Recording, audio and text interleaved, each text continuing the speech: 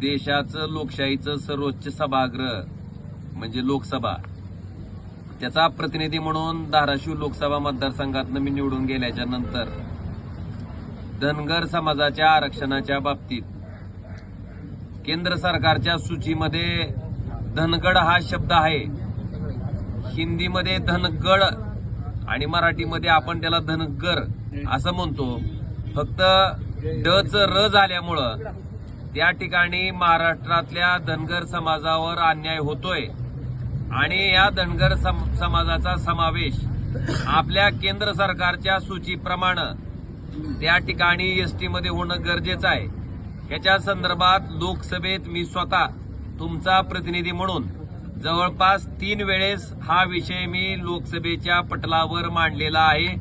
त्याचे व्हिडिओ पण या ठिकाणी उपलब्ध आहेत. आणि आज जवळपास 13 दिवस झालं जालना या ठिकाणी आपले समाज बांधव 13 दिवसापासनं त्या ठिकाणी आंदोलन करतायत, प्राणांतिक उपोषण करतायत. त्या सुद्धा उपोषणाला माझा पाठिंबा आहे. त्याचबरोबर त्या उपोषणाच्या स्थळी जाणं सुद्धा मी माझं कर्तव्य समजतो. पण आपल्या भागात होत असलेल्या अतिवृष्टीमुळं, पुरामुळं आपल्या भागातल्या अनेक शेतकऱ्यांचे प्रपंच उघड्यावर आलेले आहेत. अनेक लोक पाण्यात अडकलेली होती. त्यांना बाहेर काढणं ही सुद्धा इथला लोकप्रतिनिधी म्हणून माझी जबाबदारी होती. ह्या 5-6 दिवसाच्या याच्यामुळं मला तिकडे जाणं झालं नाही. पण निश्चितपणे त्यांच्या आंदोलनात तर माझा पाठिंबा आहेच आहे. आणि आज जमलं तर आजच त्या ठिकाणी त्यांच्या आंदोलनाला समक्ष भेट देऊन मी आमचा पाठिंबा त्या ठिकाणी जाहीर करणार आहे.